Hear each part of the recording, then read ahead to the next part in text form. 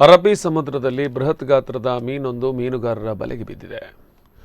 ಮಂಗಳೂರು ಮೀನುಗಾರಿಕಾ ಬಂದರಿನಿಂದ ಆಳಸಮುದ್ರ ಮೀನುಗಾರಿಕೆಗೆ ತೆರಳಿದ್ದ ಸಾಗರ್ ಹೆಸರಿನ ಬೋಟ್ನ ಮೀನುಗಾರರಿಗೆ ಈ ಮೀನು ದೊರಕಿದೆ.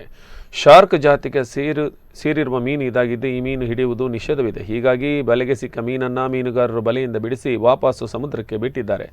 ಸುಮಾರು 1500ಕ್ಕೂ ಹೆಚ್ಚು ತೂಕ ಈ ಮೀನು ಹೊಂದಿದ್ದು, ಮೀನು ಸೆರೆ ಸಿಕ್ಕ ದೃಶ್ಯವನ್ನು ಬೋಟ್ನಲ್ಲಿದ್ದ ಮೀನುಗಾರರು ಮೊಬೈಲ್ನಲ್ಲಿ ಸೆರೆ ಹಿಡಿದಿದ್ದಾರೆ.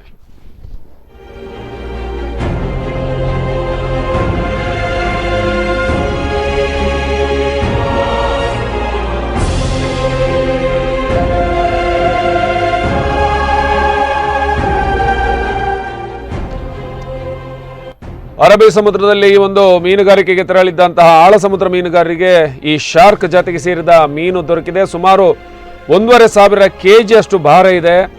ಆದರೆ ಇಂತಹ ಜಾತಿಯ ಮೀನುಗಳನ್ನು ಹಿಡಿಯೋದಕ್ಕೆ ನಿಷೇಧ ಇರುವ ಕಾರಣ ಹಿಡಿದಂತಹ ಮೀನನ್ನು ಮೀನುಗಾರರು ಮತ್ತೆ ಸಮುದ್ರಕ್ಕೆ ಬಿಟ್ಟಿದ್ದಾರೆ. ನೋಡೋದಕ್ಕೆ ಬಹಳ ದೊಡ್ಡ ಗಾತ್ರದ್ದು, ಚುಕ್ಕಿ ಇರುವಂತಹ ಒಂದು ವಿಶೇಷ ಜಾತಿಗೆ ಸೇರಿದ ಮೀನು. ಆದರೆ ಇದು ಶಾರ್ಕ್ ಜಾತಿಗೆ ಸೇರುತ್ತೆ ಅನ್ನೋದನ್ನು ಮೀನುಗಾರ ಹೇಳ್ತಾರೆ. ಶಾರ್ಕ್ ಮೀನನ್ನು ಹಿಡಿಯಂಗಿಲ್ಲ, ಅದರಿಂದ ಇದನ್ನು ಮತ್ತೆ ಕಡಲಿಗೆ ಬಿಟ್ಟಿದ್ದಾರೆ.